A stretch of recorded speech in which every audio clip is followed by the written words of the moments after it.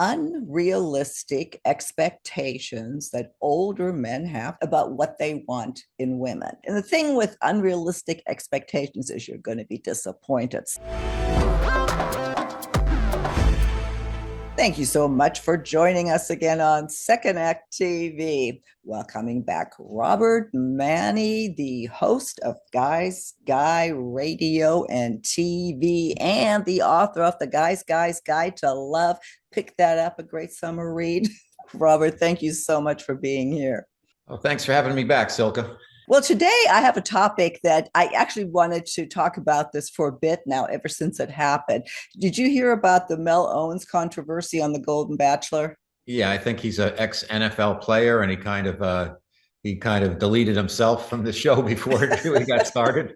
Well, we still don't know exactly what's going to happen there, but basically, the Golden Bachelor, they just cast it again, and he gave Mel Owens, a former NFL star, like Robert said, he gave an interview to a podcast and said that he told the producers he would not date or choose anybody under 60 or over 60, that he preferred the contestants to be 45 to 60. Now, mind you, this is a show for after 50, 60. There was even 70-year-old contestants last season. And he didn't want anybody like with fake hips or stuff. I mean, it's just in my opinion, just a really stupid, ageist and sexist statement. So there's been lots of talk about that, and the controversy certainly inspired this conversation with you. So I want to get your view on what you see might or may not be unrealistic expectations. So the first one, which comes right out of the Golden Bachelor here, is that women should look young. Well, I think, some of these things you can think, but you don't necessarily express them verbally because you're going to get yourself in trouble. And I would also say that having cutoffs based on a chronological age is ridiculous, because the issue is taking care of yourself. I think it's like an older man wants a woman who makes the best of what she has and takes care of herself and hasn't just let it all go and say, I'm 60, whatever, I'm 62, this is who I am. I have phlebitis or whatever, and you love me or forget it. Everybody's got to be a little bit elastic in terms of what their desires are and what they're willing to accept. So the issue really is about how somebody takes care of themselves. So I think the statement really is, I want to be with a woman who takes care of herself and has a lot of pride in her appearance and likes to work out or be outdoors and do things. And I get it. Men who are watching now are going to go, yeah, I want somebody younger. I want the two questions there are: one, are you bringing that to the table?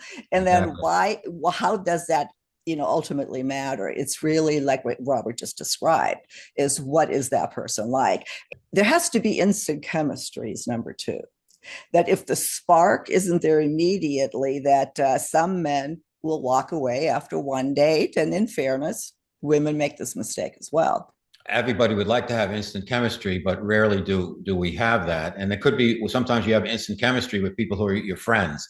With relationships, I have found personally that it takes a little while to get to know somebody, and somebody that you may not have been 100% all in on initially could turn out to be your greatest partner. Yeah, I think you have to be a little bit open-minded. Now, if you have had a first date and you went through an entire date and you just weren't feeling it, and you didn't, for whatever reason, there was no attraction, then it's okay to move on, because if you're over 50 or 60, you don't want to waste time. So I understand both sides of the coin on that one. No, yeah, I totally get that too, and that is one of the more difficult ones to look at objectively, perhaps. So I do know, especially for women, that the instant chemistry doesn't mean much. Instant chemistry goes as quickly as it comes. And I think relationships really take a while to build. And if people, both men and women, could remember that, then maybe you'll give somebody a chance where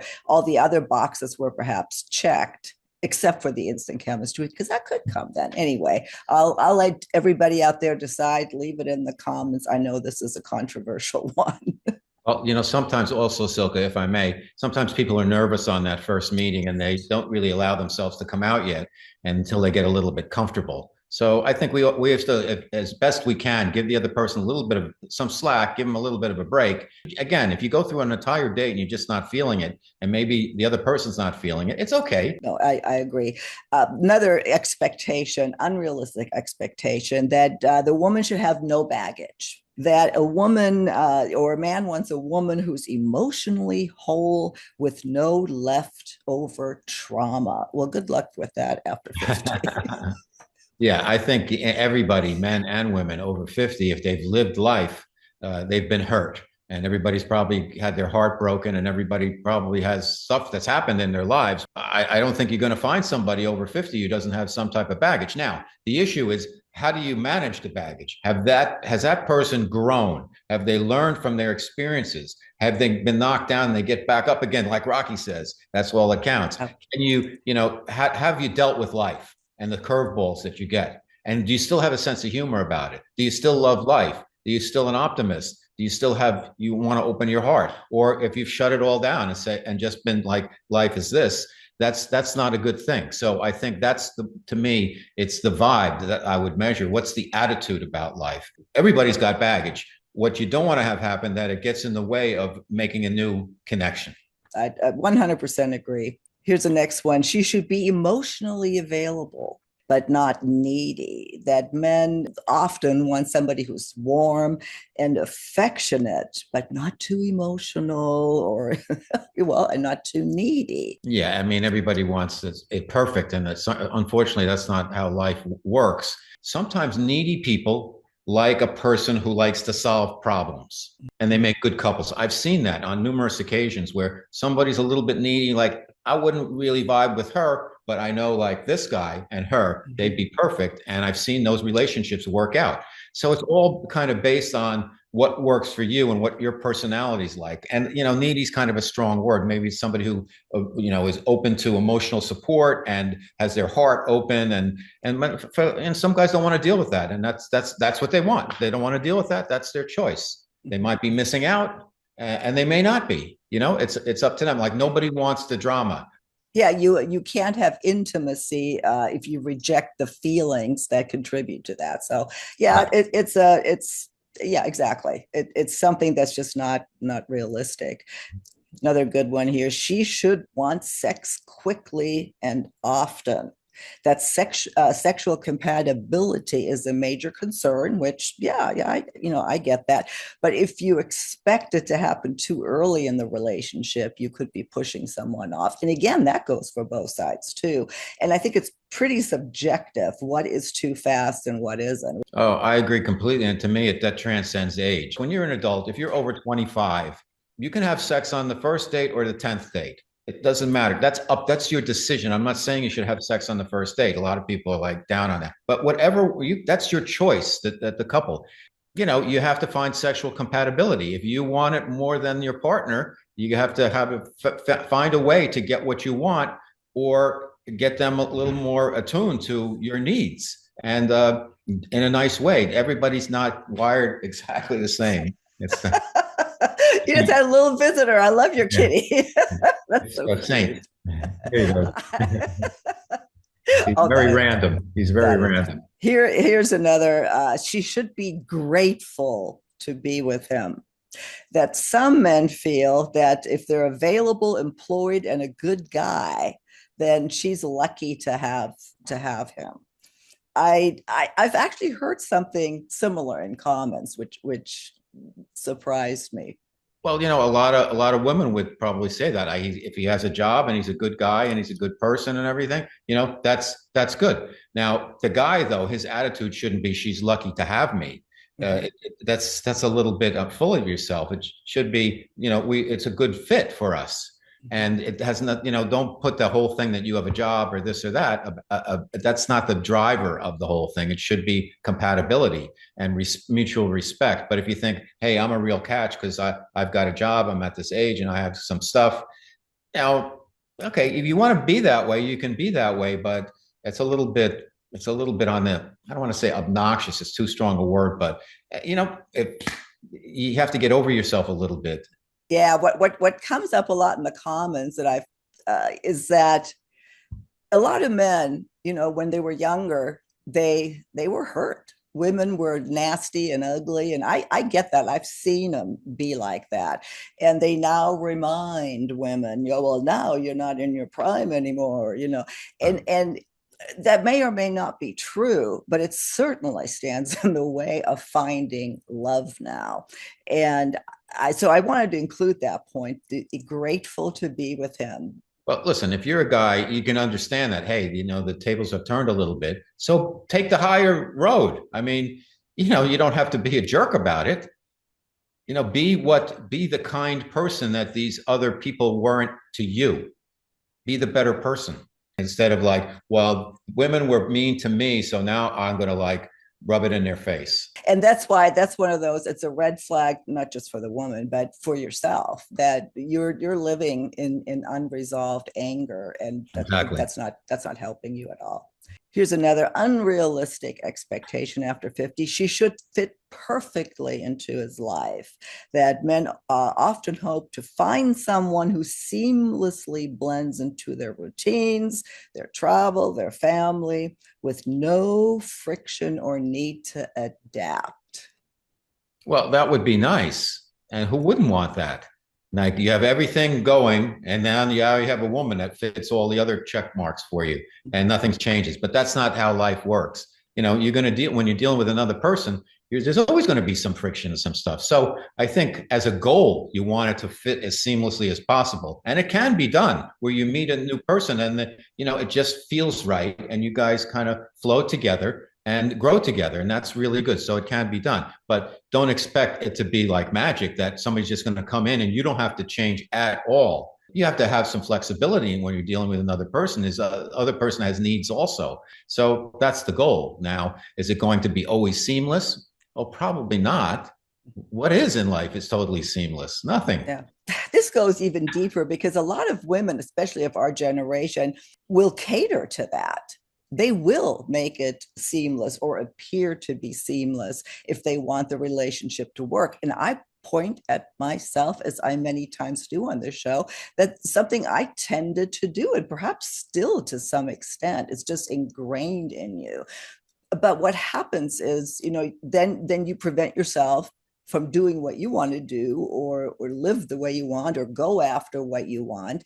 And really you become boring, I would think, and I would like to hear some feedback here. You become boring to the man if everything is just Well, perfect. Isn't that kind of boring? and well, a couple of things could happen. That if you're the guy and you're just doing what you always do, that might be not be exactly how the woman wants to have the relationship roll. You have to realize that if you just live your life the way you've been living it and don't make you're not elastic at all, the woman is going to become resentful. I've had it happen to me, and then before you know it, it's sayonara, buddy. And I've had that happen also because I was just living my life. You can't expect if you're going to get into a relationship with somebody new, that means something's missing from what you have now. If you have everything and you don't need a woman, fine, then have a blast. Now, if you're going to be with somebody else, you have to take their needs and their lifestyle into consideration. That's all I'm saying. Yeah, and a lot of times that's actually like self-sabotaging in some way. That you use it as an excuse maybe to avoid getting hurt or avoid going into a relationship. Well, we just, she just wants different things. Or you could have it set up real well. Well, like Mhm. things are working. Hey, it's Saturday, I golf. Sunday, I hang out at home or whatever, do something else. I was single for a long time. I Mhm. had my routines set up. It was comfy. And every time I had a new woman in my life, they would crash the party to a certain extent with their own stuff. And as they should. So it turns out to be a good thing because it prevented me and guys in general from being too complacent and realize that, there's other people, other needs. Share the wealth. Well, that kind of leads into the last one here. She should know what she wants. That's the expectation, as long as it matches his wants. That men say that well, it says here that men are, they want women who are clear and confident what they want, as long as it doesn't challenge their plans. Well, usually anything that's worthwhile in life requires some type of a challenge. and particularly with a great woman. She's going to challenge you in some ways. That's a good thing. So if you just, if you, I think wanting to be with a woman who knows what she wants is a really good thing.